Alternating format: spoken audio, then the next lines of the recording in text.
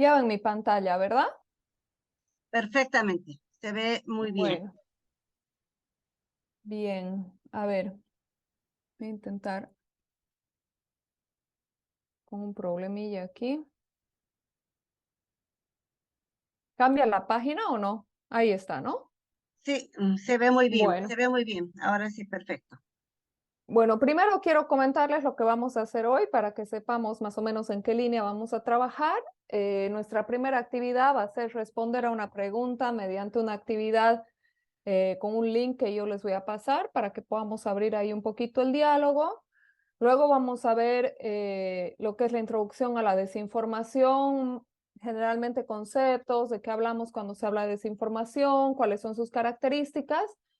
Y me gustaría hacer hincapié en lo que es la verificación del discurso público, porque todos acá somos comunicadores o están estudiando para ser comunicadores y creo que ese ámbito es el en el que más vamos a enfocar nuestro trabajo una vez que estén trabajando en algún medio, los que no están todavía. Luego vamos a tener un pequeño descanso de 10 a 15 minutos. Después he previsto una actividad práctica para que podamos un poco ejercitar lo que vamos a ir viendo antes. Luego vamos a ver cómo es el método de verificación de discurso, qué pasos se siguen y cómo se hace y cuáles son las categorías que utilizamos. Si nos queda tiempo, he preparado algunas preguntas que sean unos detonadores para nosotros para ir dialogando un poco sobre lo que es la verificación y este tema que nos interesa. Entonces, les voy a copiar un link en el chat para que ustedes lo abran. Es una pizarra. Ahí está el link, si me confirman que les ha llegado. Esta es una pizarra en la que no sé si saben utilizarla, pero en la mano izquierda ustedes van a ver una nota adhesiva. Hay como 4 logos. Hay una que se llama nota adhesiva en la que ustedes van a poder escribir. Y una vez que tengan escrito lo que les voy a preguntar, una respuesta. Por ejemplo, yo voy a poner ejemplo de cómo se utiliza la nota adhesiva. Le van a dar guardar y se va a publicar ahí si lo pueden ver. Entonces yo voy a ir viendo sus respuestas. No sé si hay alguna duda sobre cómo funciona esto, lo vamos a volver a utilizar para la siguiente actividad. Entonces, me gustaría que me digan si han escuchado hablar sobre el término de la desinformación. ¿Qué es lo que piensan de la desinformación? ¿Cuál creen que podría ser una definición? Porque hay muchas sobre desinformación, sobre fake news. ¿O qué palabras se les viene a la mente cuando estamos hablando de desinformación? Pueden ir escribiendo, yo voy a ir viendo en tiempo real sus respuestas, al igual que todos los demás.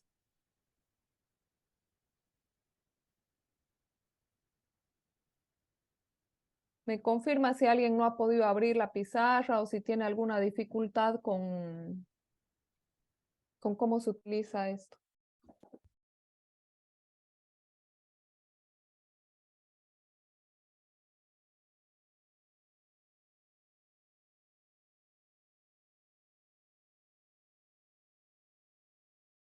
¿Hay alguien dibujando?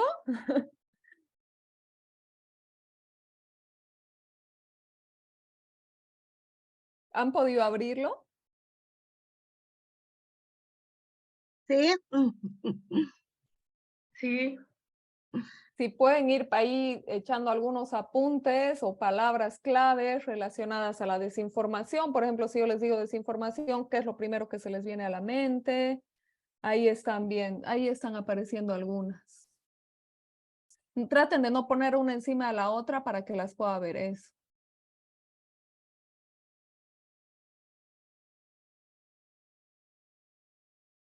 Y a ver si puedo compartir esta pantalla. Bueno, todos la ven, ¿no?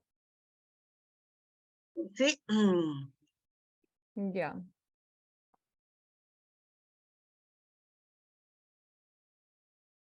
Ahí vemos. Las palabras claves serían engañar, manipular, manejo de emociones, información falsa, noticias falsas, manipulación. Al hablar sobre desinformación, visualizo personas, manipulación, información tergiversada de manera intencional. La desinformación es distorsionar un hecho o un suceso.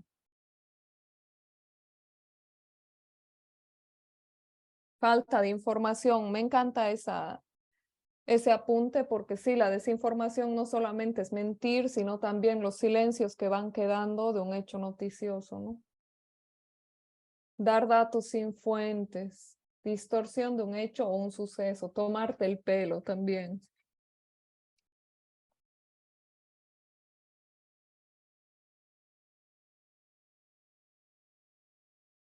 Buenísimo, tenemos ahí varios apuntes, van en una línea, ¿no? Esto de manipular, que es un dato clave, porque normalmente la desinformación organizada tiene la intencionalidad de engañar. Ahí dice, al hablar sobre desinformación, visualizo información falsa propuesta por personas con fines maliciosos o personas informadas incorrectamente.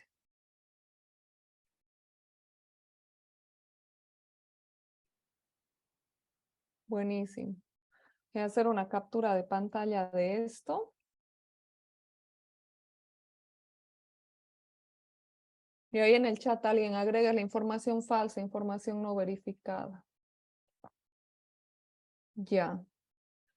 Me gustan los apuntes. Creo que todos tenemos más o menos la misma idea de por dónde estamos yendo cuando hablamos de desinformación. Ahora voy a volver a compartir la... No están viendo ahorita la presentación, ¿no? No, ahorita no. Ya. Ahora la voy a volver a compartir.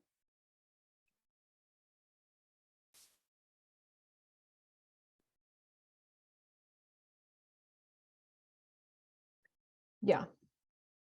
Entonces, en base a esto, yo había propuesto, en base a este ejercicio, que vayamos recolectando algunos apuntes sobre desinformación.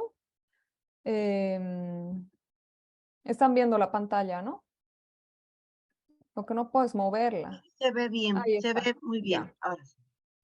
Bueno, entonces, para que partamos todos por digamos, una denominación común, un concepto común, Vamos a decir que desinformación es un proceso de difundir información falsa o imprecisa. Ojo con eso porque no siempre es necesariamente falsa, puede tener datos reales que están tergiversados o sacados de contexto que hacen que la información sea imprecisa, con el objetivo de influir en la opinión pública y en las actitudes sociales.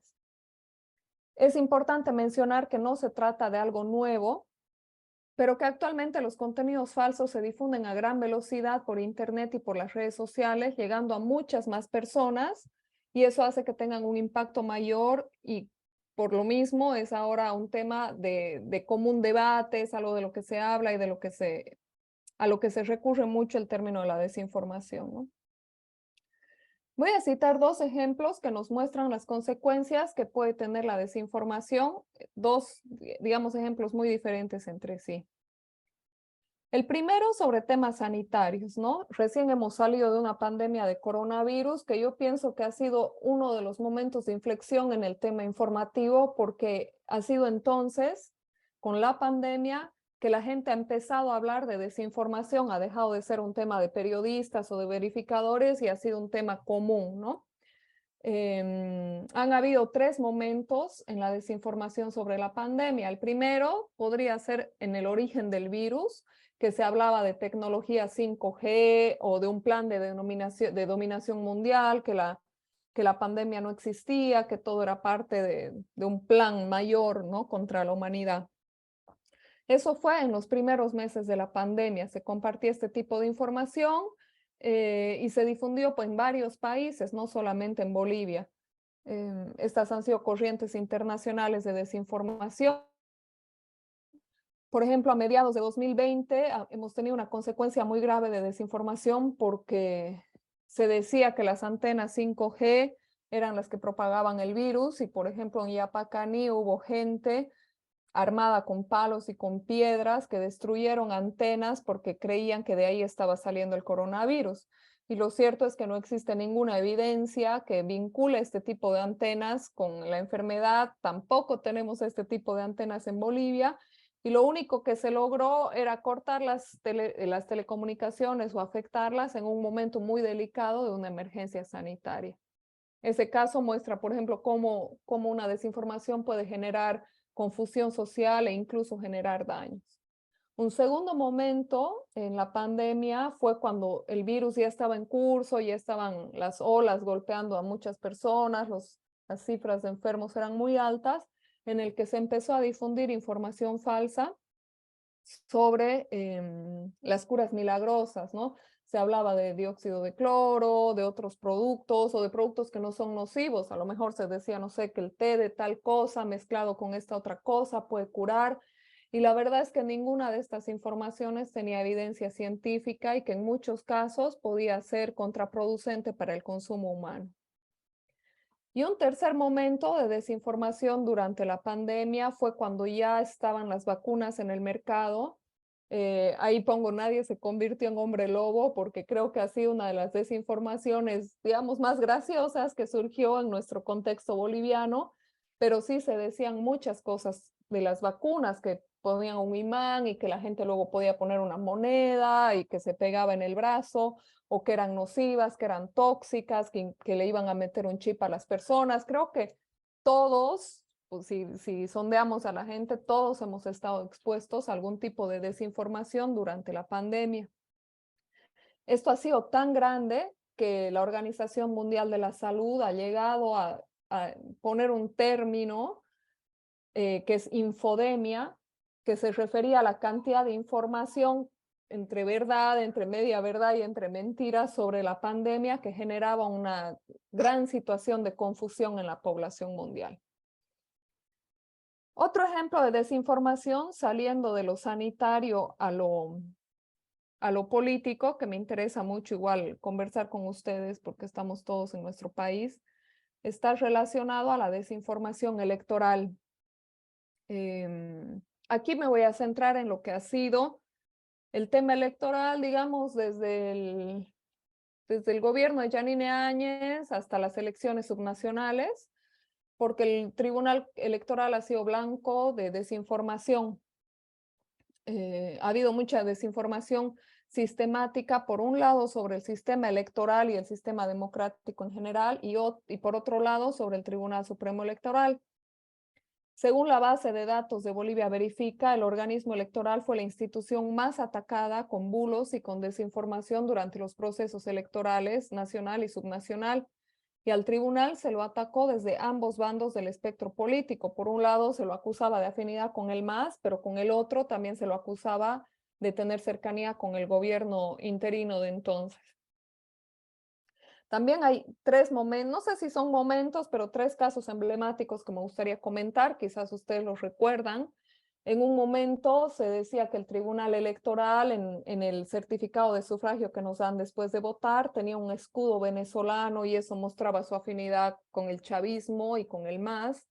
Y en realidad ese falso escudo venezolano era un holograma de seguridad que tienen muchos carnets y muchos documentos que necesitan tener estas medidas, ¿no? No había ningún escudo ahí. Otra desinformación relacionada al Tribunal Electoral era que el padrón estaba inflado y que habían en realidad muchos más votantes de la votación, lo cual ha sido estudiado por múltiples actores, no solo verificadoras, sino por otros actores políticos y sociales. Y en realidad el crecimiento del padrón está relacionado, por un lado, con la masiva carnetización que hubo desde 2006 en adelante, y está además acorde con la composición social del país. Y otro tercer punto de desinformación, que este fue muy fuerte en los días previos y posteriores a las elecciones, era que circulaban capturas de supuestas encuestas con que favorecían a uno u otro candidato, y el día de la votación empezaron a llegar capturas falsas de pantalla que decían, no sé, en Japón ganó Camacho, en España está arrasando tal otro candidato, y después del voto seguían circulando, y todo esto generaba una sensación de confusión y también iba sembrando desconfianza en lo que iban a ser los resultados electorales que se iban a conocer en las próximas horas y en los próximos días. Bueno, ¿cuáles son las motivaciones, diríamos, de quienes generan desinformación? Normalmente quienes hablamos de desinformación organizada cuando hay intereses claramente políticos o económicos detrás de esa información, cuando la desinformación es intencional. En el caso de algunos bulos virales o capturas de pantalla, el interés no es tanto político, digamos, sino como generar tráfico en determinadas páginas web, aumentar la audiencia, aumentar seguidores.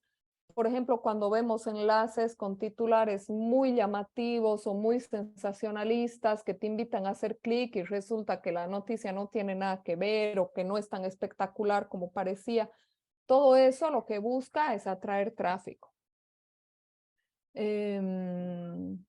Pero cuando hablamos de desinformación, y aquí voy a hacer referencia a que alguien puso en la pizarra que hemos trabajado al inicio, alguien puso que la desinformación era intencional. Y es verdad, aquí quisiera diferenciar estos dos términos, la desinformación y la misinformación. Y la diferencia entre estos dos términos es la intencionalidad. Cuando hablamos de desinformación, estamos hablando de este fenómeno de crear y de difundir contenidos falsos con el objetivo concreto y deliberado de engañar, de causar confusión.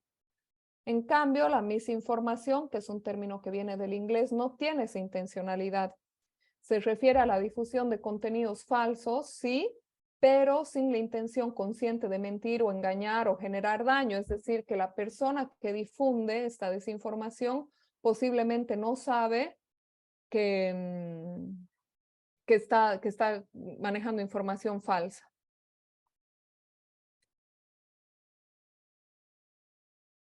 Otra cosa que hemos mencionado al inicio y que es muy común, este término es muy común cuando hablamos de desinformación, es hablar de fake news o noticias falsas.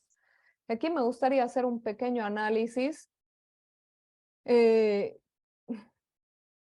bueno, noticias falsas, digamos, se refiere a cuando circulan estas supuestas capturas de pantalla de un noticiero o titular o la página de un periódico que ha sido editada para cambiarle el texto y demás.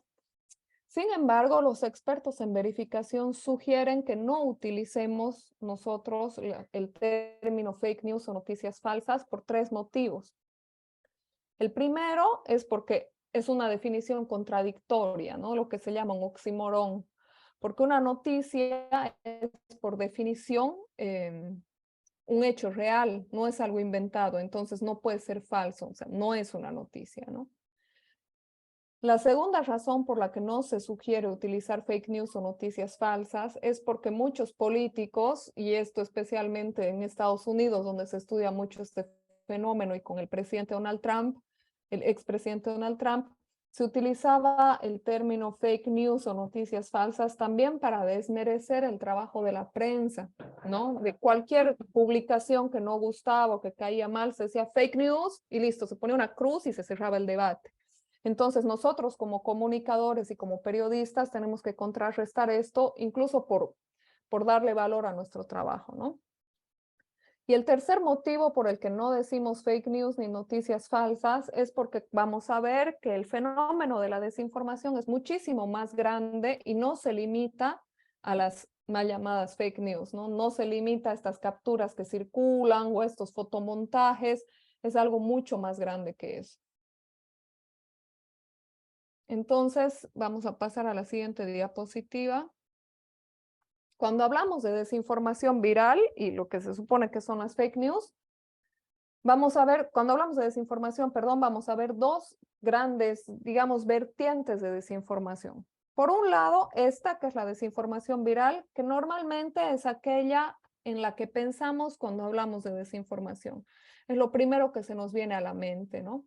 Este tipo de capturas, ahí hay una que suplanta la imagen de Unitel, otro que es más un meme, pero también circula mucho en WhatsApp, que dice que bueno, ahora es alcalde, pero cuando era ministro, Iván Arias estaba borracho en una inspección, o como vemos a la derecha, un tuit falso, alterado, que eso es muy fácil de hacer, hay incluso una página web donde se puede alterar twitters muy fácilmente, o los audios que circulan en WhatsApp. Toda esta desinformación viral, los bulos que circulan en redes sociales, que normalmente nosotros no conocemos quién es el autor de esta noticia, ¿no? Nos llega por WhatsApp y no sabemos quién es, o se comparte muchas veces en Facebook y es muy difícil rastrear la publicación original, quién lo ha hecho primero, ¿no? Entonces, este tipo de desinformación viral es una de las vertientes. Sin embargo, hay otra vertiente que es en la que voy a hacer hincapié en este taller, porque somos comunicadores y periodistas los que estamos acá, y es lo que me parece a mí más importante, y es la desinformación en el debate público. A diferencia del otro tipo de desinformación, en este caso sí sabemos quién ha emitido la falsedad, la desinformación. Este tipo de desinformación se denomina, cuando se la trabaja en chequeo, verificación del discurso, y es aquella que es difundida por actores del ámbito público, como pueden ser políticos, líderes de opinión o instituciones. Este tipo de desinformación se sabe quién es la persona que dice la afirmación dudosa y el chequeo se denomina, como les mencionaba, verificación del discurso. A mí les digo que me interesa trabajar este tema porque los medios somos amplificadores del debate público, ¿no? Lo que dice un político lo publicamos en un titular grande sin cuestionar muchas veces si lo que ha dicho ese político es verdad o es mentira.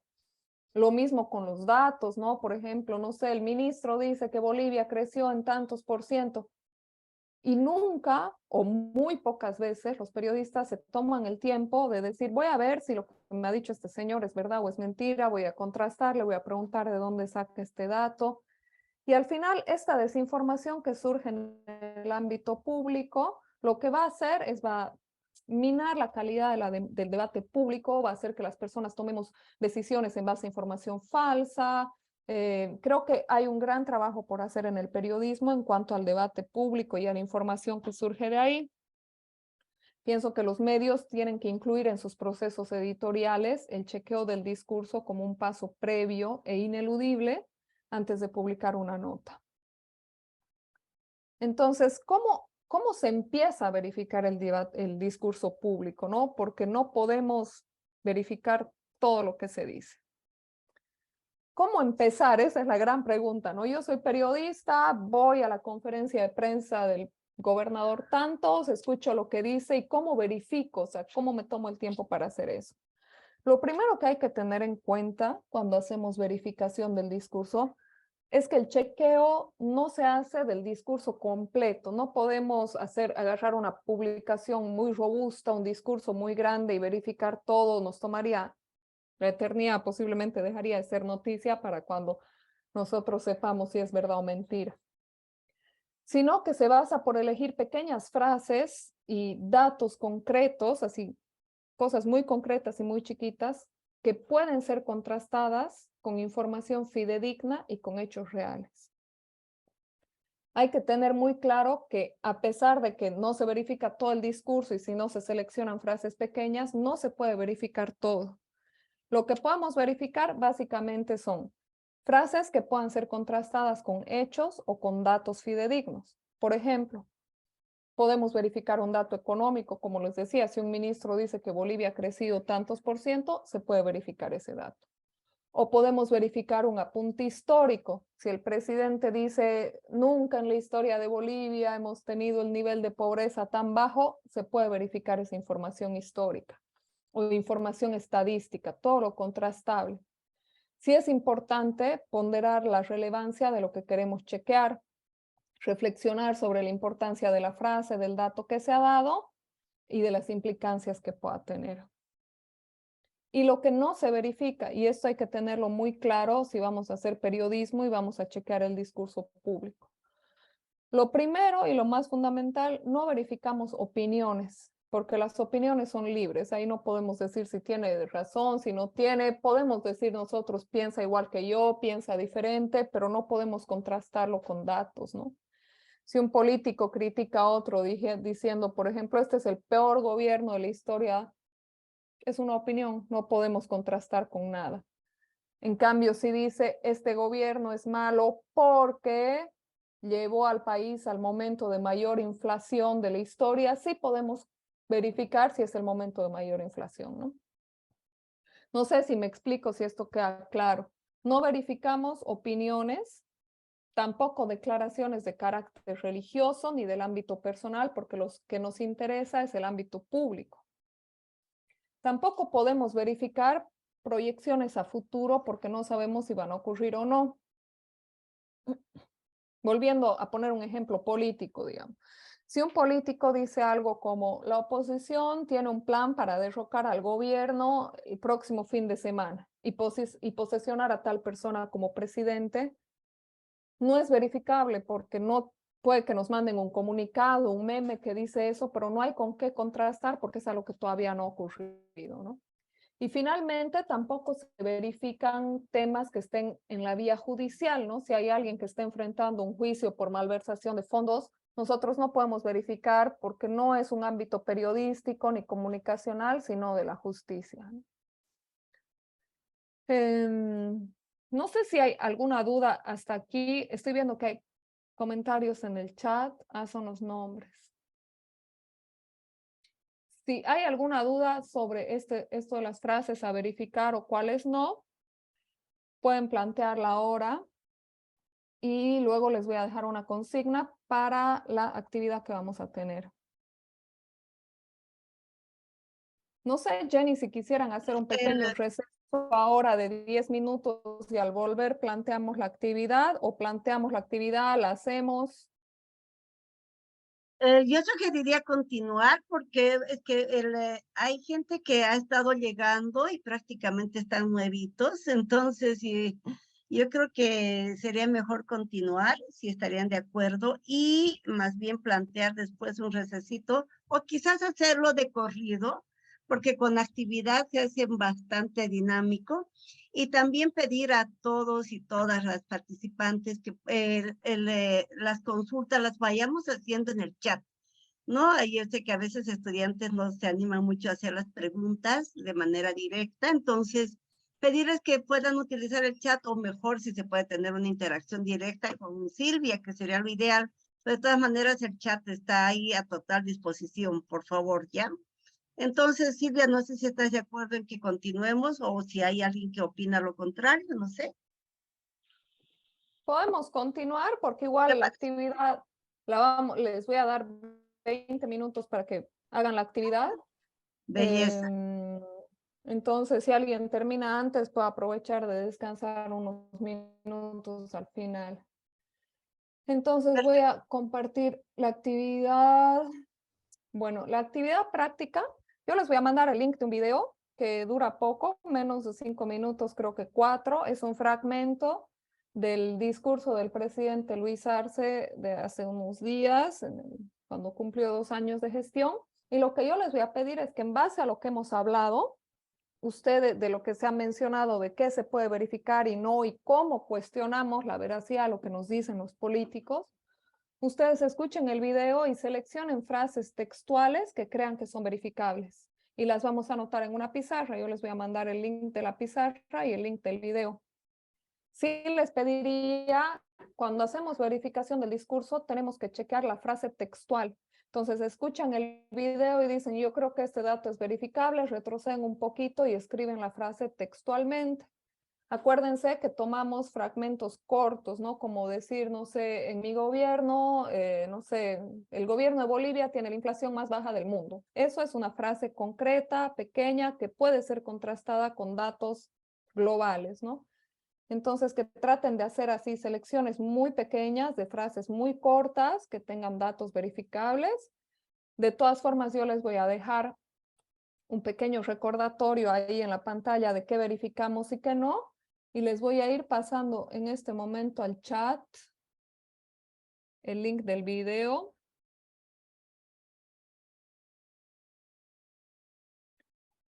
Ya, a ver. Ahí está el pequeño fragmento en el chat del discurso del presidente. Y aquí está, ahí les voy a poner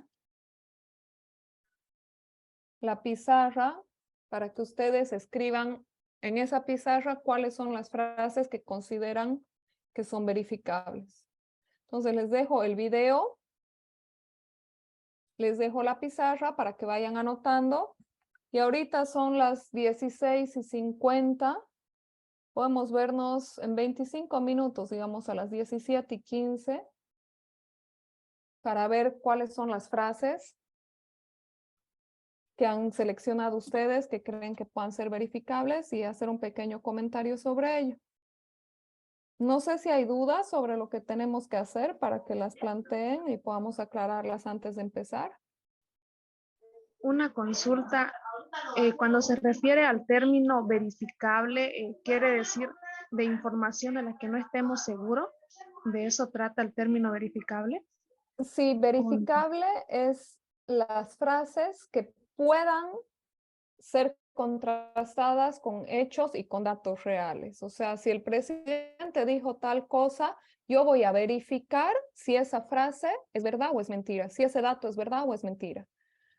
O por ahí sí es verdad, pero está fuera de contexto, ¿no? Entonces, yo no quiero que en este ejercicio intenten averiguar si es verdad o mentira, ni que me digan por qué creen que es verdad o por qué creen que es mentira. Simplemente, qué frases de las que da el presidente en este video corto, ustedes creen que un periodista que trabaja en un medio podría dudar y decir, esta frase es verificable porque la puedo contrastar con datos y con hechos para ver si es verdad o si es mentira. Para no poner un titular, Arce dice tal cosa que a lo mejor por ahí no es cierto, ¿no?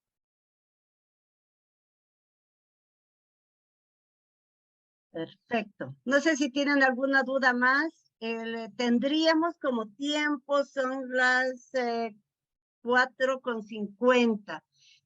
Tendríamos tiempo, Silvia, hasta las 5:05, no, sí, no, 5:20. 5:15 le puse. 5:15. He calculado 20 minutos para la actividad y 5 extra por si alguien tuviera algún problema o para descansar un ratito. Entonces ahí está el link del video en el chat, es el primer link, y el segundo, la pizarra. Y también les voy a dejar esta pequeña presentación aquí como una ayuda a memoria de qué puede ser y qué no puede ser verificable. Ahí alguien me pide los links de nuevo. Ahí les voy a pasar.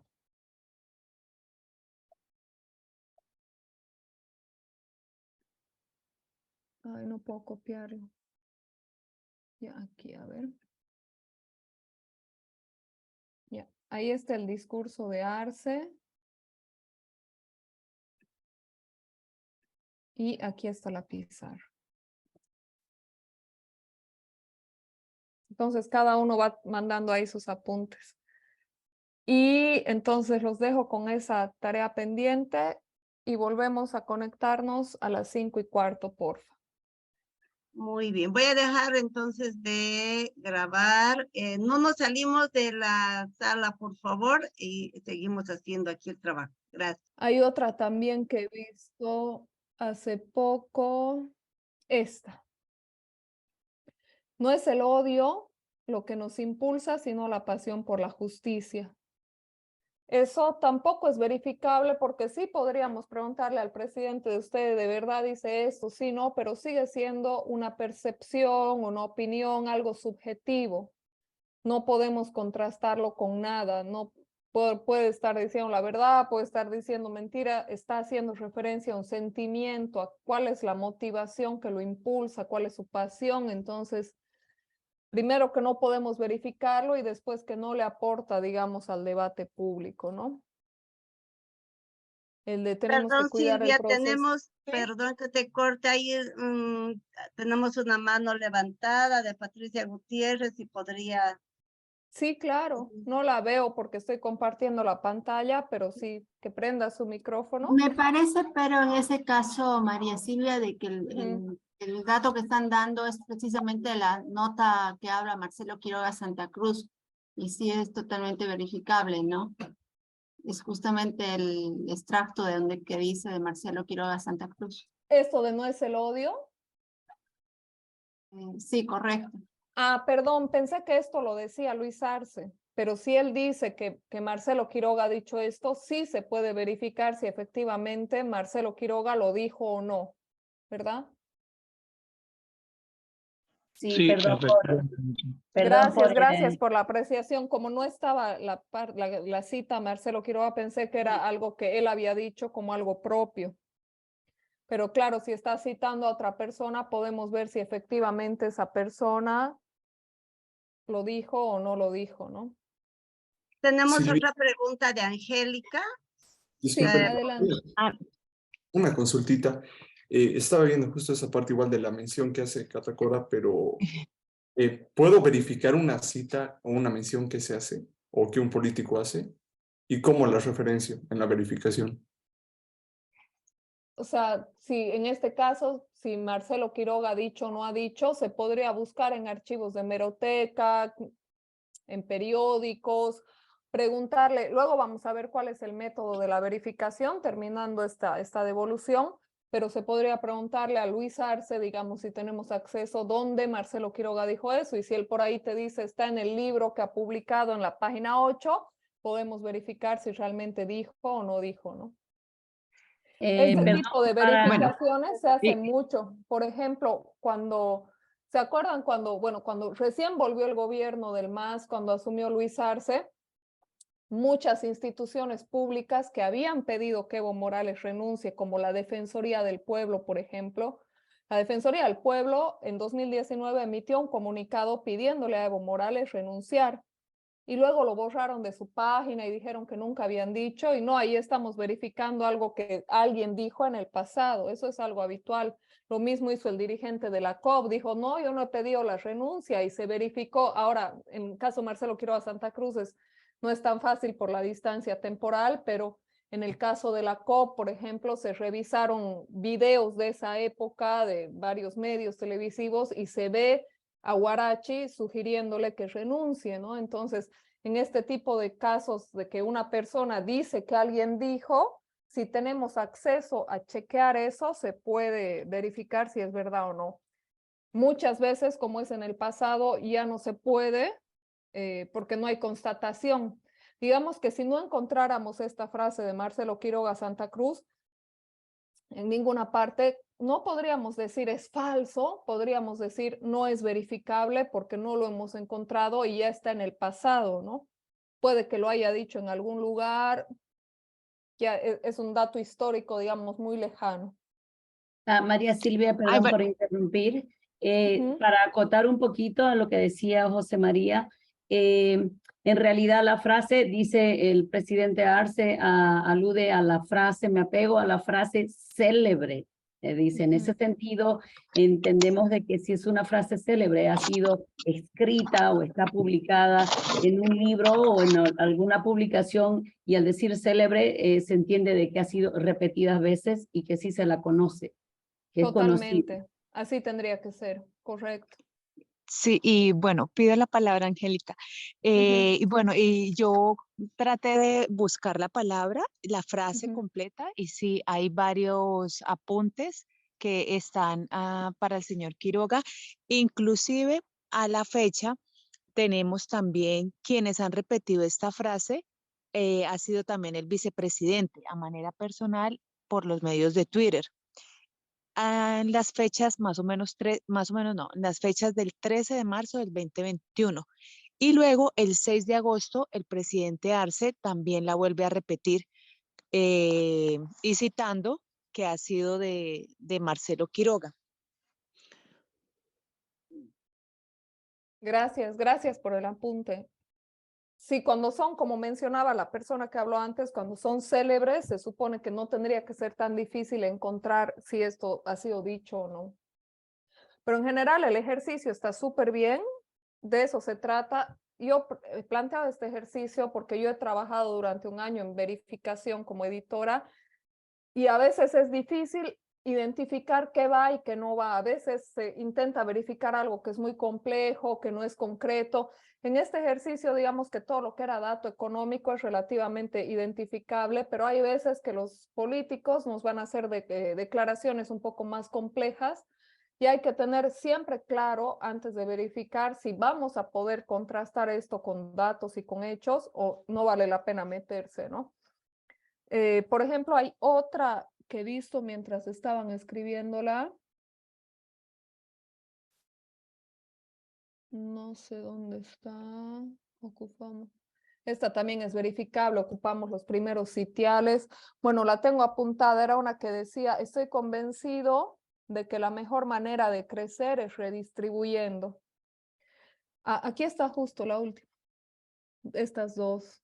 Bueno, eso no es verificable también porque es una opinión personal, ¿no? Alguien puede discutir y decir, no, la mejor manera de crecer, no sé, es privatizando empresas o no, la mejor manera de crecer es aumentando el precio de las exportaciones, qué sé yo, habrán otras opiniones. Entonces, todo lo que es la opinión personal del político que estamos, a quien estamos analizando el discurso, no podemos verificarlo, no tiene sentido hacerlo porque es una opinión y las opiniones son libres, son diversas y ahí no hay mucho que podamos hacer. Si no queda ningún comentario adicional sobre esta parte, sobre las frases seleccionadas o algunas dudas, avanzamos con la presentación. Hay una más, una Sí, frase más que quiero. Tenemos dos. Sí, Ya. perdón, Una frase es la Angélica. de... Ay, vale, gracias. Sí, una frase más es la de Memoria, Verdad y Justicia, donde el presidente dice que es una consigna del año pasado, y sí, realmente es una consigna del año pasado, del 2021, que inclusive se habló con la comisión de la CIDH el 24 de junio del 2021, entonces esa sí está confirmada también. Memoria, Verdad y Justicia. Eso sí, tendríamos que Consigna. ampliarlo ahí, ¿no? Porque así Sí. como está, no sabemos, o sea, parece un titular, digamos, ¿no? Si lo vamos a Sí. verificar, tendríamos que completar la frase, digamos, la consigna, no sé, de la Y COP sí, el año pasado, de tal y tal cosa, ¿no? sí, y el por qué se llevó esa Ujú, consigna por la reunión que hubo con la CIDH ujú. en esas fechas. Entonces, sí, esa sí también es verificable y más que verificable, es parte como pienso, hace parte de la historia de aquí en adelante para Bolivia. Vale, gracias. Bien, tiene la palabra Evelyn Gutiérrez y después Alex Salvatierra, por favor. Buenas tardes, muchas gracias, Lice. Respecto a esta frase no me quedó claro porque habla del modelo económico que está implementando, que lleva implementando el gobierno del MAS desde que inició. Los 14 años que implementamos el modelo económico, social, comunitario, productivo, tuvimos un crecimiento económico sostenido acompañado de medidas sociales y productivas. Esa es la frase. Ya, sí, ahí, por eso hacía referencia a esto de acortar las frases. Ahorita no tengo completa la frase en mi cabeza, pero de lo que has leído, algo que se podría verificar, por ejemplo, es lo del crecimiento sostenido. Exacto. ¿Ha sido sostenido o no? ¿Ha sido una curva que ha ido creciendo de manera ininterrumpida o en algún momento cae o no? Entonces, cuando tenemos estas frases muy largas, quizás podemos acortarnos aún más y ver el dato verificable. Entonces, podríamos decir, el presidente da un dato falso sobre el crecimiento, me estoy imaginando porque no tengo los datos ahorita, porque el crecimiento económico no ha sido sostenido porque en el año tal y tal hubo una caída en los ingresos, por ejemplo, ¿no? María Silvia, perdón, para acotar y responderle a Evelyn, ese fue el inicio el inicio del párrafo donde él al final hablaba sobre los sitiales del crecimiento y daba los datos específicos de 2009 del 3.4, 2014 5.5, etcétera, etcétera, hasta el 2018 4.5. Entonces yo puse esa información, esos datos reales que sí se pueden verificar. Entonces, no sé dónde estará, pero sí, en sí, la parte que sí se puede verificar sería estos datos del crecimiento de la región del 2019 al 2018, que da en realidad el porcentaje de crecimiento de cada año. Aquí está la frase de Marcelo Quiroga, alguien Marcelo Quiroga dijo. Si bien creo que ha quedado bastante claro por las respuestas y las retribuciones que vamos teniendo, de qué verificamos y qué no. Perdón que te corte, tenemos dos preguntas, tenemos la de Alex Salvatierra y tenemos una preguntita más por el chat. Alex Salvatierra, por favor. Sí, te escuchamos, Alex. Ya, o sea, quería hablar sobre el tema del que Arce no dice que estamos convencidos de que la mejor forma de crecer es esta. Bien, es una opinión, ¿no? Sobre, como lo dice la licenciada, sobre, o sea, qué es lo que él cree sobre la forma de crecer. Pero, o sea, podría ser verificable, digamos, yendo allá, digamos, a los matices y a los sistemas económicos al que él hace referencia, o sea, se puede contrastar tanto internamente o con otros países, si buscan, digamos, o sea, cómo crecieron países o sea, los países más grandes y si verdaderamente esa distribución la aplicaron, ¿no? O es que dejaron que desarrolle la iniciativa privada para que poco a poco se siga creciendo y generando empleo, ¿no? Entonces, sobre eso quería opinar. Yo creo que eso es hilar demasiado fino, que nos toparíamos también con opiniones y pienso que para poder, cuando uno contrasta un dato de Bolivia, tenemos la tendencia los periodistas, por ejemplo, a comparar, no sé, Bolivia, el país, tantos de la región. Siempre, a mí me parece que son comparaciones, digamos, un poco antojadizas porque las realidades de un país y de otro nunca son iguales. Siempre hay otros actores en juego. Todo fenómeno que estamos analizando seguramente tiene un fenómeno mucho más grande alrededor, mucho más complejo. Yo a esa hilada tan fina de verificar si sí o si no, al final igual estaríamos verificando una opinión. ¿El presidente cree esto? ¿Tiene evidencia para creer eso? Sí. ¿Hay motivos para los que crea eso? Sí, no, creo que sería demasiado ambiguo. Ningún país se parece a otro en muchas cosas, ¿no? Unos tienen más habitantes, otros crecen más, otros dependen de los recursos naturales como nosotros, otros tienen industria, diferentes formas de gobierno a lo largo de los años. O sea, creo que sería tratar de llegar a una respuesta en un universo muy grande de información que no valdría la pena hacer.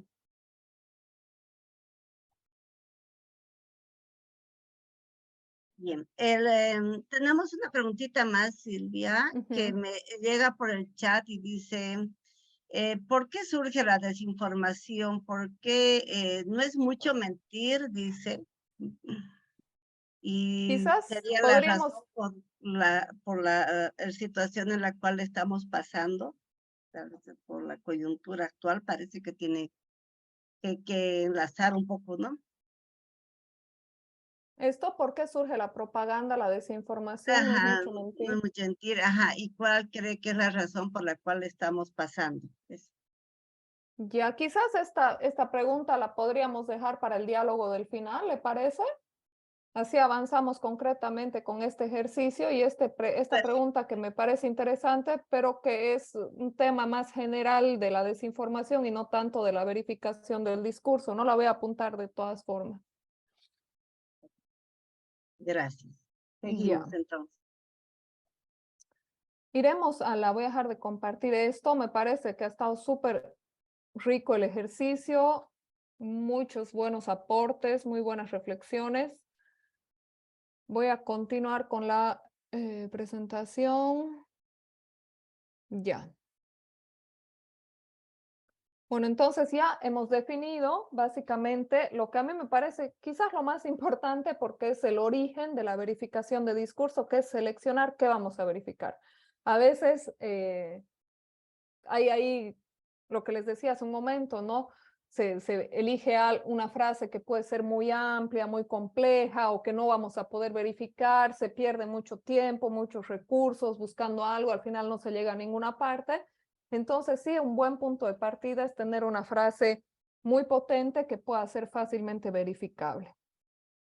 Entonces, una vez que tenemos esa frase, ¿qué hacemos, no? ¿Cuál es la metodología? Bueno, los diferentes medios de verificación siguen más o menos estos mismos pasos todos, ¿no? El primer paso, ya lo hemos visto, seleccionar la frase. El segundo es ponderar su relevancia. Muchas veces se han dado casos que se verifican frases que al final dices es importante, no es tan importante, o por ahí lo dijo tal político en una conferencia de prensa que no escuchó nadie, y por ahí es falso, y qué tal si al verificarlo lo agrando aún más, o por ahí dio un dato, digamos, engañoso, pero un dato menor que no salió en ninguna parte, que ningún medio reparó en ese dato, entonces quizás habrá que evaluar si realmente vale la pena chequear o no chequear esa frase. Ustedes saben que en periodismo, en la crisis actual del periodismo, tenemos generalmente muy poco tiempo los periodistas, mucho trabajo que hacer. Entonces, además de seleccionar la frase, tenemos que pensar que sea un tema importante y de impacto, ¿no? Yendo ya a la metodología en sí, lo primero, vamos a poner un ejemplo, a ver, que el presidente haya dijo que, no sé, que nos inventamos, que Bolivia es el país que más gente ha vacunado, en América Latina, ¿ya? Vamos a suponer eso. El presidente ha dicho que Bolivia es el país que más personas ha vacunado contra el COVID en América Latina. Entonces, lo primero, si digamos, vamos a seleccionar esta frase, ¿es verdad o es mentira? Lo primero, si tenemos acceso, es consultar a la fuente original. ¿A quién? Al mismísimo presidente, en este caso, ¿no? Y preguntarle de dónde ha sacado ese dato. Si obviamos este paso, puede que busquemos en algún lugar donde ese dato no está, que digamos que es falso, y que luego la fuente original diga, no es falso, está acá, digamos, ¿no? Entonces, siempre el paso recomendable, si no podemos tener acceso a la fuente, quizás a su equipo de comunicación, no sé si es el gobernador, hablar con la Secretaría de Comunicación y decirle, nos llamó la atención este dato, queríamos preguntarle de dónde lo obtuvo. El segundo paso es consultar a la fuente oficial. Normalmente cuando hablamos de estadísticas y de datos nacionales o regionales, hay fuentes oficiales que recopilan esta información. Entonces, en el ejemplo que estamos manejando de Bolivia es el país que más gente ha vacunado en América Latina, podríamos la fuente oficial consultarle, por ejemplo, al Ministerio de Salud, por un lado, que tendría los datos oficiales del Estado, y a la Organización Mundial de la Salud, por ejemplo, que tendría los datos de América Latina, ¿no? Entonces, ¿qué nos dice el Ministerio de Salud? ¿Qué nos dice la Organización Mundial de la Salud? Verificamos si realmente lo que dijo es verdad en base a esos datos. El segundo paso es consultar a las fuentes alternativas. Por ejemplo, esto suele ocurrir cuando las fuentes oficiales no nos dan información o no la tienen o no podemos acceder a ella por algún motivo. Entonces, supongamos que el Ministerio de Salud no nos da esa información, entonces una fuente alternativa, por ejemplo, podría ser consultar a los sedes, ¿no? A los servicios departamentales de salud de cada departamento, hacer la sumatoria para tener un dato de cuánto aproximadamente ha vacunado Bolivia. O si no tenemos el dato de la Organización Mundial de la Salud, no sé, recurrir a una ONG que haya tratado la pandemia y que tenga unas cifras aproximadas.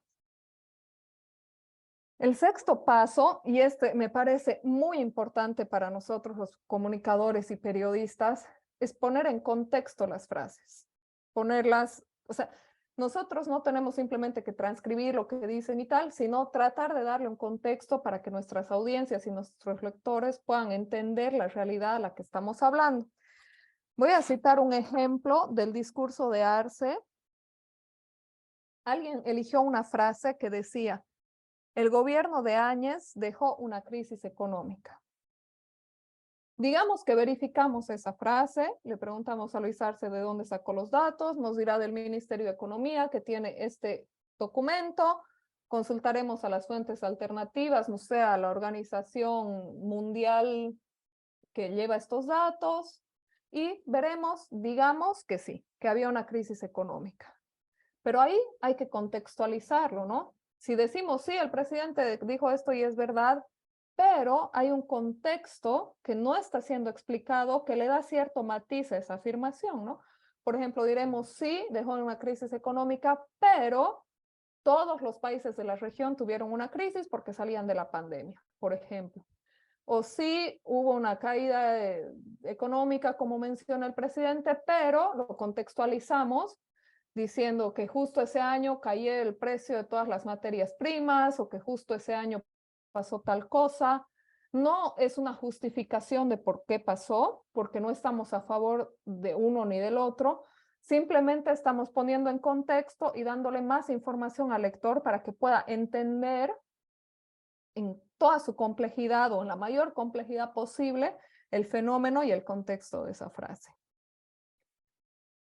En el caso de nuestro ejemplo, por ejemplo, el presidente dijo que Bolivia es el país que más gente vacunó en América Latina. Sí, digamos que es verdad, y lo ponemos en contexto. Ponemos sí, las vacunas llegaron antes, o sí, la campaña para convencer a la gente de que se vacune fue muy efectiva. Vamos alimentando con más información porque lo que queremos no necesariamente es decir esto es verdad, esto es mentira, o este político miente. No queremos atacar a las personas, lo que queremos es que la gente, la ciudadanía, nuestras audiencias tengan información de calidad. No simplemente esto es verdad, esto es mentira, quién miente y por qué, sino información de calidad, completa, imparcial, que les permita tomar decisiones informadas y con libertad. Un séptimo paso en el método de la verificación es confirmar, relativizar o desmentir la afirmación, que esto va relacionado a lo del contexto, ¿no? Confirmar, decir que sí es verdad o no, desmentirla, decir por qué es falsa, y esto que les mencionaba de relativizar, de poner en contexto, por ejemplo, bueno, lo vamos a ver luego con las categorías, pero darle todos los matices a esta frase, ¿no? Y el último paso, que es lo que hacen los medios que verifican información, es calificar, es ponerle, no sé si han visto ustedes, por ejemplo, en Bolivia Verifica se utiliza verdadero, falso o engañoso. Otros medios utilizan otras categorías. Hay una categoría muy común en otros medios que es el verdadero pero, ¿no? Esta afirmación es verdadera o verdadera pero o engañosa o falsa, ¿no? Hay diferentes categorías. Y hablando precisamente de las categorías, vamos a ver cuáles son las más habituales. Bueno, el verdadero no tiene discusión, ¿no? Lo que dijo es verdad. ¿Y por qué? Consultamos a esta fuente, consultamos a esta otra. Es muy importante cuando hacemos verificación que la persona que vaya a leer nuestro trabajo sepa exactamente por qué nosotros decimos que es verdadero. Nosotros no podemos decirle a nuestra audiencia, es verdadero porque yo he averiguado y espero que me creas que es verdad porque yo soy creíble. O sea, nosotros tenemos que decirle por qué esto es verdad. Entonces le decimos, esto es verdad porque hemos revisado los datos del Ministerio de Salud y si los tenemos disponibles, linkearlos, ¿no? Decirlos en la página 8 de este documento. Y luego los hemos contrastado con la página de la Organización Mundial de la Salud y poner qué página hemos visto, con el objetivo de que el lector no necesariamente crea en lo que nosotros como periodistas estamos diciendo, sino que pueda haber la transparencia de nuestro trabajo, ¿no? Entonces, decir, el periodista dice que este político miente, voy a ver por qué dice que miente y ver qué datos prueban y le mostramos la evidencia al lector de por qué estamos diciendo eso. Entonces, la categoría verdadero sin discusión. Verdadero, pero, como les decía, por ejemplo, en el caso de la crisis económica de Yanine Áñez, que podríamos decir, sí, es verdad que hubo una crisis económica, pero fue por tal y tal motivo, ¿no? Otra categoría es discutible. Cuando tenemos elementos que le dan la razón a un actor político en lo que ha dicho, pero tenemos otros que equilibran la balanza y tenemos como las dos versiones, ¿no? Como los dos lados que podría generar cierta discusión. No es ni verdad ni mentira, pero es un tema que es discutible, no es una verdad absoluta. Otra categoría es el apresurado, y esto es súper común en nuestros políticos, que nos dan resultados así antes de que las cosas terminen de suceder, digamos, ¿no? Como no sé, vamos a convocar una marcha y la marcha está en pleno sucediendo, digamos, en curso, y dicen, la marcha ha sido un éxito, habían 50,000 personas, eso es apresurado, ¿no? Todavía no ha pasado, no se las ha contado, es como, no podemos decir si es verdad o mentira, pero sí es una declaración apresurada. Otra categoría es el exagerado, cuando decimos un dato que sí es real, pero al ponerlo en contexto, en el contexto que nosotros creemos que que el político está diciendo, el contexto del político, del líder de opinión o a quien estemos verificando, le está dando una magnitud mayor, ¿no? Está exagerando. Engañoso se consideran todas aquellas declaraciones que están fuera de contexto, o que son mitad verdad, mitad mentira, digamos, ¿no? Como, no sé, cuando dicen una cosa que puede ser verdad, pero están ocultando una parte, ¿no? Por ejemplo, me acuerdo cuando fueron las elecciones subnacionales, en el periódico estatal salió un mapa de Bolivia, de los municipios, y estaba pintado de azul los municipios en los que había ganado el MAS y estaba pintado de rojo los municipios en los que había ganado un partido de oposición. Y verdaderamente, viendo el mapa, era dominantemente azul porque la mayoría de las alcaldías municipales habían sido ganadas por el MAS. Y el titular decía, el mapa se viste de azul, ¿no? Y eso era algo engañoso. ¿Por qué? Porque no estaba tomando en cuenta los resultados de las prefecturas, de las gobernaciones. En realidad, sí, el mapa estaba azul si lo veíamos pensando solamente en los municipios, pero si hacíamos el mismo mapa con los resultados de las gobernaciones, el mapa era totalmente diferente, era rojo, ¿no? Entonces, esta información es engañosa. Podría ser también un verdadero, pero con sus matices, ¿no? Otra categoría es insostenible, cuando lanzan un dato o una cifra, pero que no tiene evidencia que sostenga esa frase, que no la pueda respaldar, que no sabemos si es verdad o mentira, pero no hay cómo la demuestre, no tiene evidencia. Y finalmente el falso, cuando lo que ha dicho es falso absolutamente, ¿no? Ahí también sin discusión.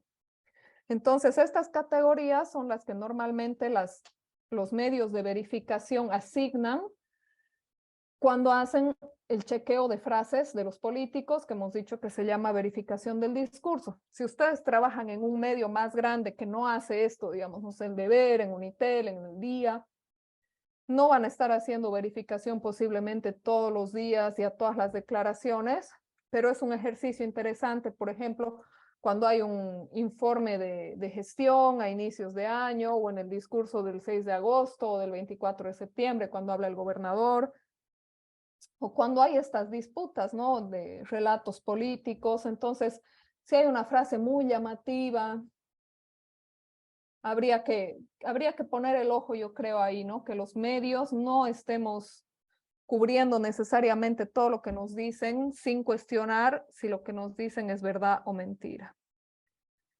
Esa es la categoría que les mencionaba. Y recordarles que el objetivo de la verificación del discurso, como mencioné antes, pero me gustaría que eso quede súper claro, no es decir quién es mentiroso, no se busca atacar a la persona, no se busca una pugna de ideas de, sí, esto es mi verdad, este es no. Lo que buscamos es que los datos coincidan con la realidad, con los hechos y mejorar la calidad del debate público. No sé si hasta aquí hay una pregunta o pasamos a un pequeño diálogo entre todos.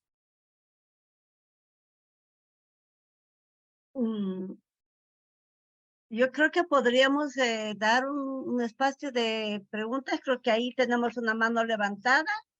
Ya, genial. ¿Sí? Ya, perfecto. Gardi, tienes la palabra.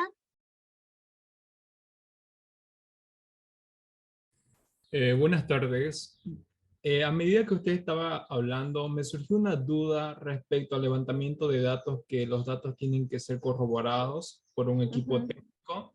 ¿Qué pasa si, por ejemplo, el gobierno lanza un dato de estas son la cantidad de infectados por el virus, maneja una cifra de 3.000, pero sin embargo el Ministerio de Salud maneja otro dato que se acerca, pero que no es el dato exacto? ¿Se debe tomar esos datos o no?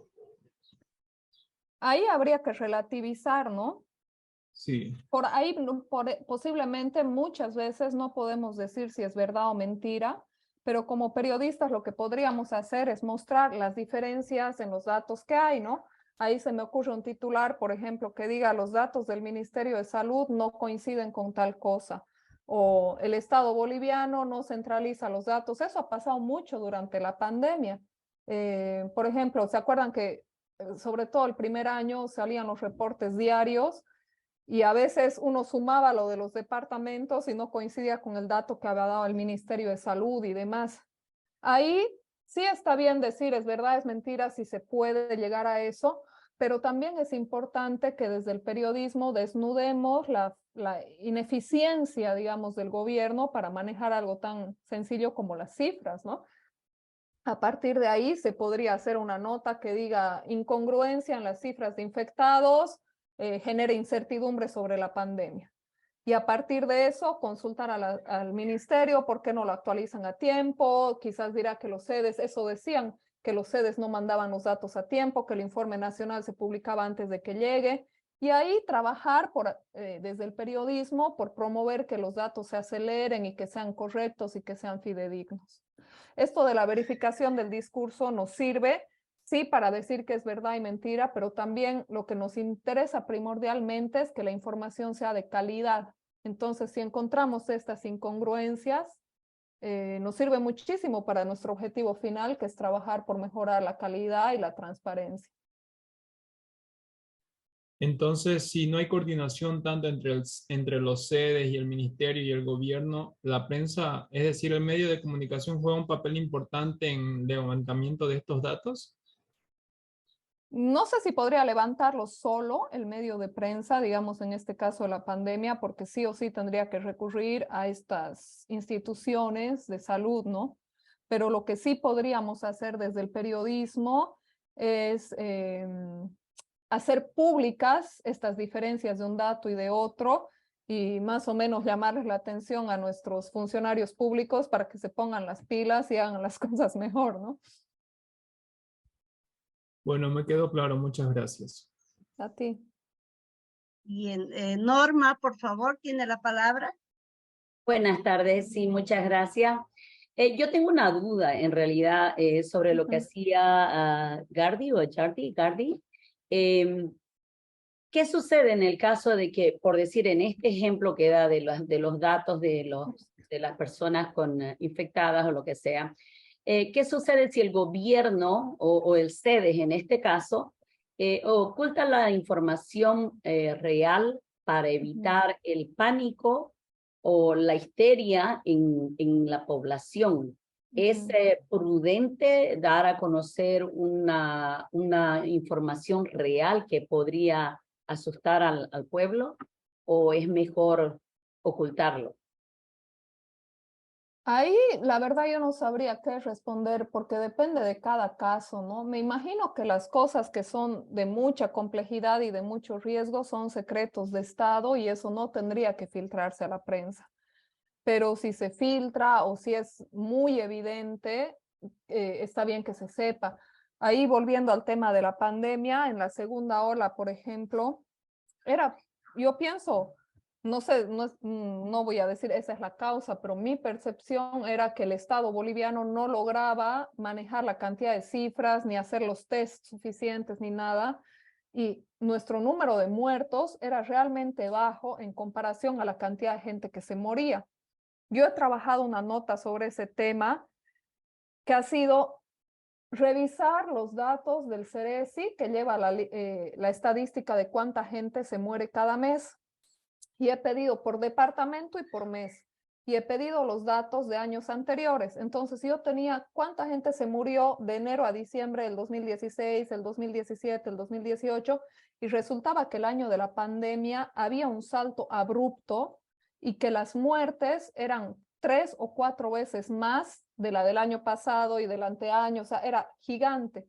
Entonces ahí podíamos ver que el gobierno posiblemente no era que estaba ocultando información, pero lo más probable era que no podía abarcar, no podía contar, no podía hacer los tests, no llegaban los médicos, como que lo sobrepasó la pandemia y las muertes y el registro. Entonces, de esa forma, quizás no podemos decir el gobierno miente, pero sí lo que podíamos decir era, parece que la cifra de muertos por coronavirus puede que sea correcta, pero hay muchísimas más muertes, hay 5 veces más muertes que el año pasado, entonces puede que algo esté fallando, ¿no? Perfecto, gracias. Bien, no tenemos más preguntas. Jenny, dime si había esa pregunta del chat, me gustaría ya la responder. pregunta del chat que te la vuelvo a leer si quieres. A ver. Decía, ¿por qué surge la desinformación, no? Sí, eso. Sí. Bueno, lo habíamos mencionado al principio de la presentación, cuando la desinformación es a propósito, digamos, intencional, porque uno puede desinformar sin querer, sin saber que está engañado, ¿no? O que cree algo, pero como me han dicho tal cosa o he leído y como no sé si es verdad o mentira, lo transmito. Estoy desinformando, pero sin la intención de engañar a quien me escucha, ¿no? Pero este otro tipo de desinformación, el que es creado, estas corporaciones que crean noticias falsas, que las difunden, que hacen capturas y montajes, obviamente tienen detrás intereses políticos, la mayoría de las veces, digamos, que es beneficiar la imagen de un candidato, influir en la opinión pública, generar confusión muchas veces en la población, o generar expectativas sobre algo para que la gente, no sé, exija demandas luego y demás. Y también puede tener objetivos económicos. Muchas veces tenemos este tipo de enlaces que aparecen en las redes sociales con titulares muy llamativos para que la gente haga clic, entonces atraes tráfico a tu página. Digamos que hay esos dos básicamente, ¿no? Intereses políticos e intereses económicos, cuando la información es deliberadamente falsa. Ok, tenemos la mano de Angélica. Angélica, tiene la palabra, por favor. Vale, muchas gracias. También otro tema es el de espirales de silencio, que casi no hemos hablado de ese tema, y las espirales de silencio son que varios grupos de personas manipulan la información de cierta manera, creando esa desinformación ante la comunidad, lo social, en el ámbito social, pero esa intención es para que las personas con miedo se rehúsen a dar su opinión. Entonces, eso se llama espirales de silencio, que es más que todo en Latinoamérica que estamos viviendo esta situación debido a la irresponsabilidad, a no leer, a no tener esa conciencia ciudadana. Entonces, muchas personas prefieren como no dar su opinión por el miedo y quedarse callado, y prevalece más estas desinformaciones de estos grupos malintencionados, y esto se llama espirales de silencio. Sí, pasa mucho. Ahí me gustaría hacer un apunte, digamos, a lo que estamos viviendo en Santa Cruz. Sé que hay mucha gente que está acá. Suele haber esta espiral de silencio en momentos de mucha polarización política, ¿no? Cuando hay discursos tan fuertes y tan radicales que no sé, si uno se va al Cabildo del Cristo y dice, no sé, yo quiero que el censo sea el 2024, no, te matan, digamos, ¿no? O al revés, si uno va a un lugar donde la gente está en contra, entonces muchas veces, y eso debilita finalmente la democracia, ¿no? Y la convivencia en la sociedad, porque cuando es una sociedad tan polarizada con dos posiciones radicales, la gente que está en medio, que puede decir yo estoy a favor del censo, pero estoy en contra del paro, o con esta polarización fraude y golpe, de decir yo no creo que hubo fraude, o creo que hubo fraude y además golpe. O sea, toda esta gente que no piensa como ninguno de los dos polos, por lo general tiene miedo o tiene vergüenza de expresar su posición. Y eso es realmente lamentable, porque posiblemente yo quisiera creer que esta gente que no está tan polarizada es la gran mayoría de la población que está sometida a estas pugnas de poder de los dos polos, ¿no? Entonces, lindo que traigas a colación el tema de las espirales del silencio para que las rompamos.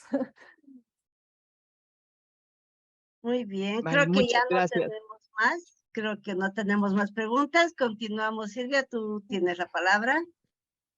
Bueno, ahí yo tenía previsto terminar con un par de diálogo abierto sobre algunas preguntas que yo quería escuchar sus opiniones. Creo que ya nos quedan solamente 5 minutos, ¿no? Así que les lanzaré una pregunta cortita para generar debate y ver qué opinan ustedes. Y es cuáles creen, por ejemplo, que es el papel que tienen actualmente los medios de comunicación frente al debate público. Si ustedes creen que los medios están cuestionando lo que se dice, si no lo cuestionan, si cuestionan cuando no les conviene, si dejan pasar por debajo las mentiritas cuando sí les convienen. ¿Cuál es su análisis, digamos, de la actuación de los medios grandes, que son los que más se ven, o chicos también si conocen, frente al debate público?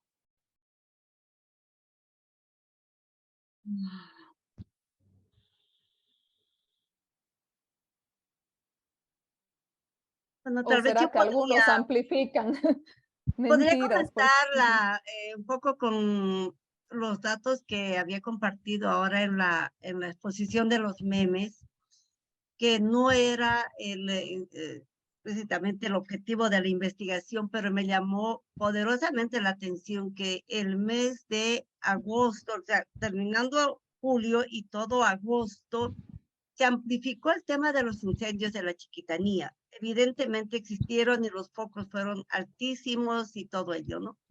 Sin embargo, todos los medios amplificaron, y es más, el primer cabildo de Santa Cruz de esa época, o sea, el 1 de agosto, que no tenía que ver con el tema del posible fraude, bueno, para un fraude, para otros golpes, lo que fuera, no tenía que ver con ese tema, sino que Camacho le pedía al gobierno que solucione el tema de los incendios y que pida ayuda internacional.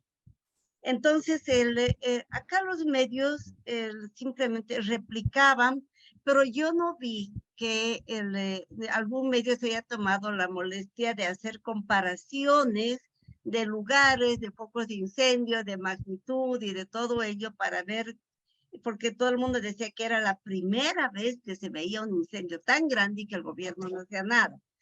Entonces, yo creo que muchas veces los medios de comunicación moldean o por lo menos te ponen en agenda un tema, ¿no?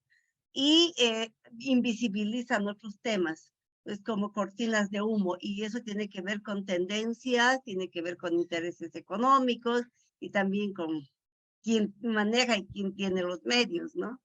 También el gobierno intenta hacer eso, pero el gobierno tiene mucho de perder porque el Canal 7 tiene, por lo menos en Santa Cruz, una audiencia muy baja, por ejemplo.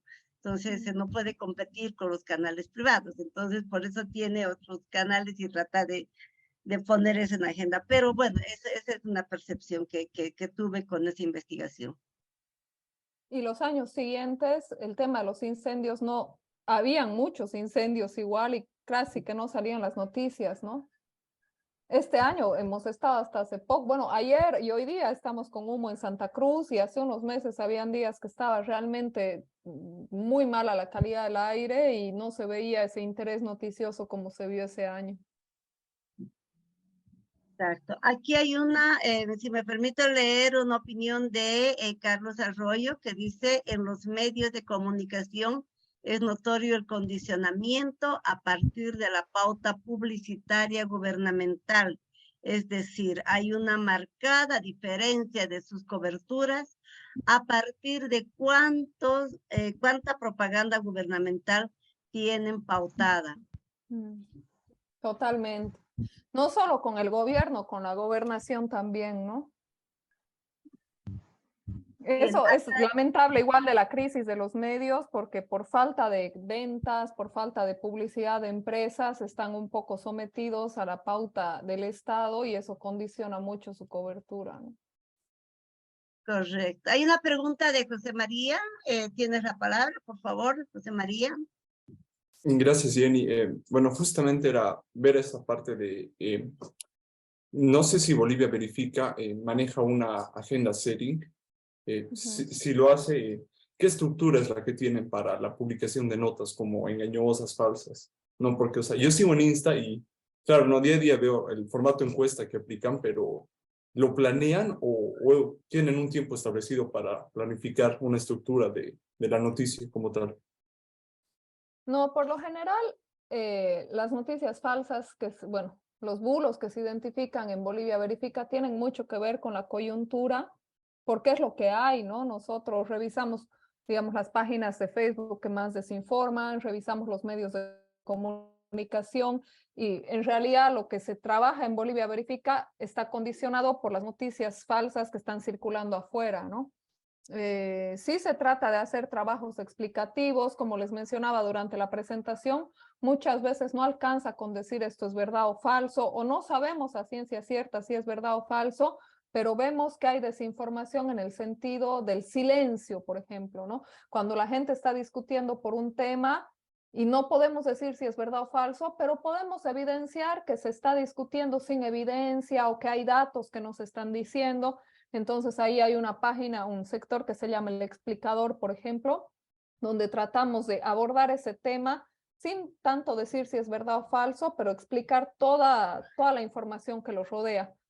Porque desinformación también es silencio, también es falta de información, ¿no? Ahí está Michael levantando la mano. Michael y Ariana después, por favor.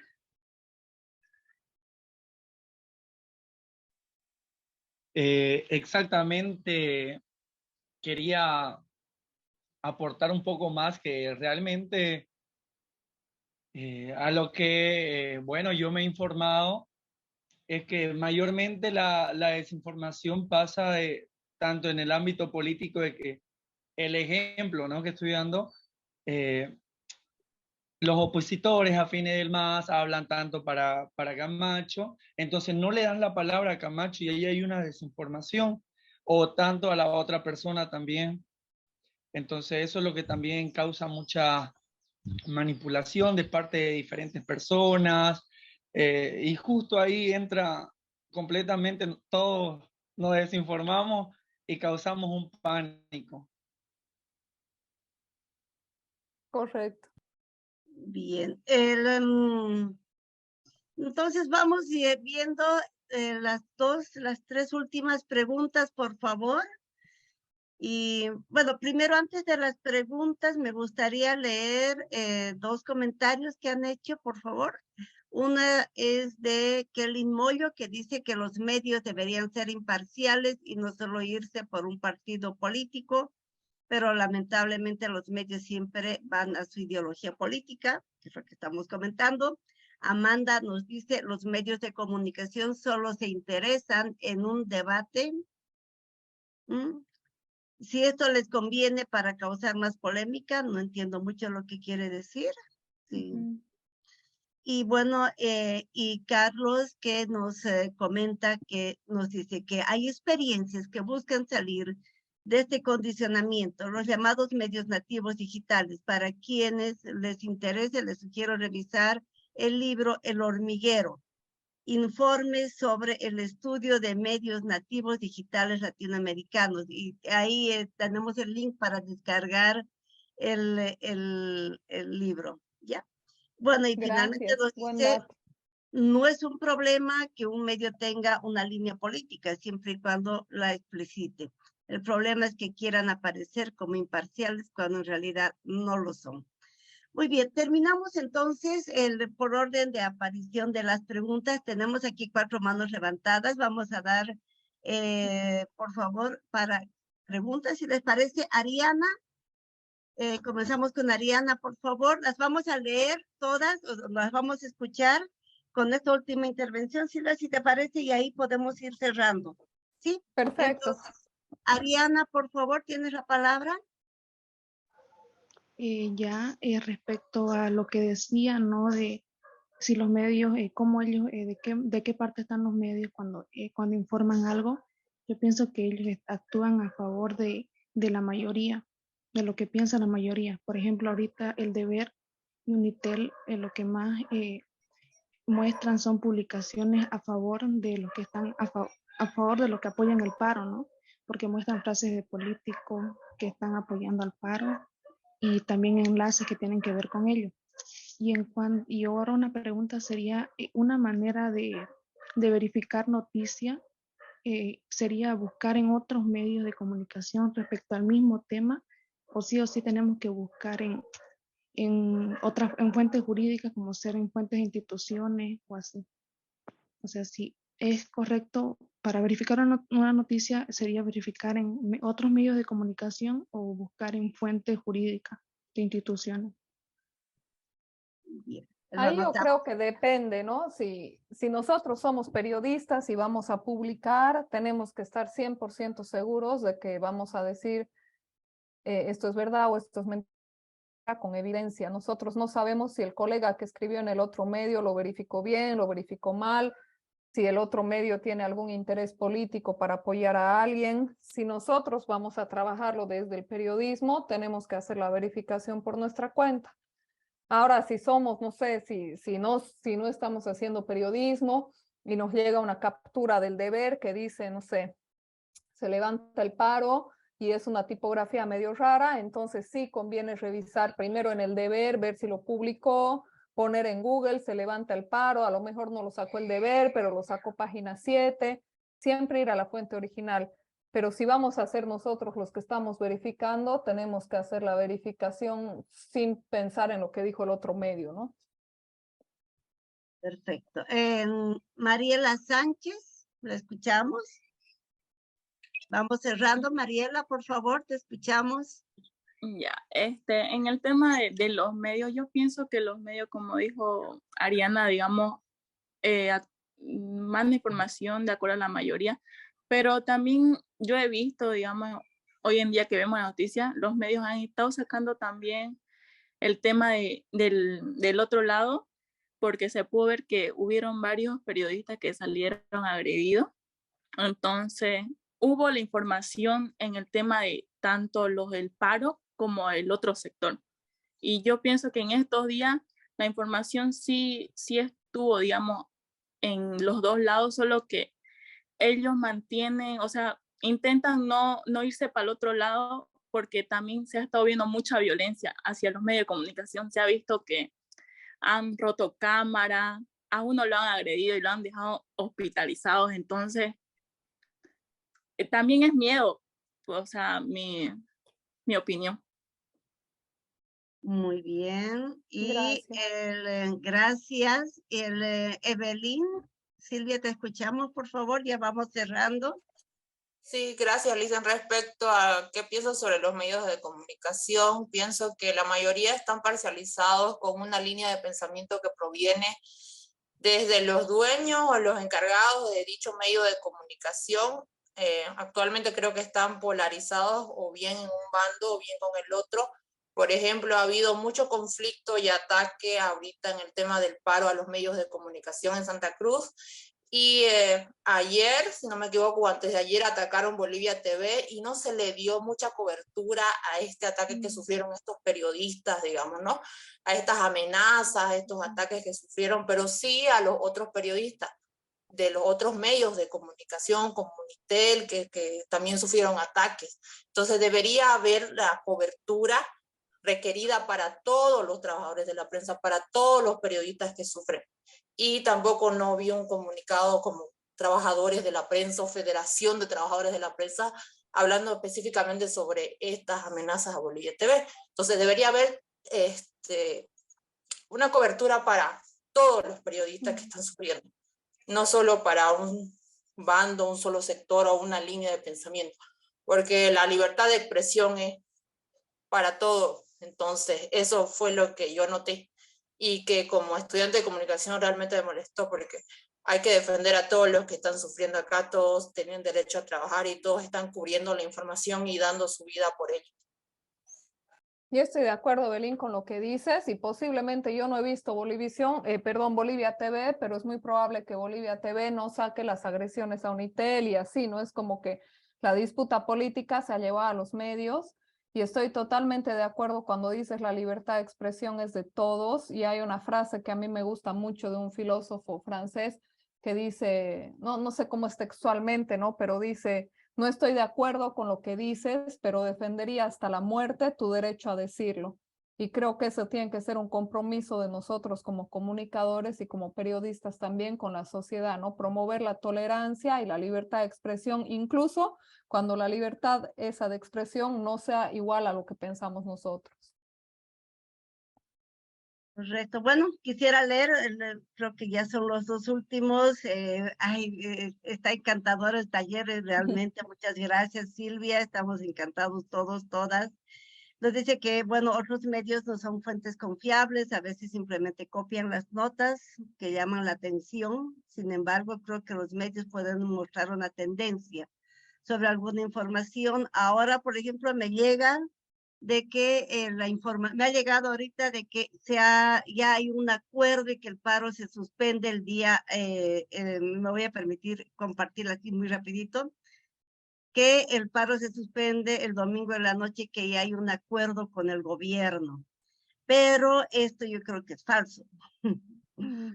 Porque esto está corriendo. Yo creo que no se va a anunciar por meme. El día que se anuncie, se va a anunciar por cualquier forma, pero no por redes. Lo último, ya hay acuerdo, no sé qué espacio es este. Lo último, ya hay acuerdo, pero esto ha estado circulando desde la tarde, ¿no?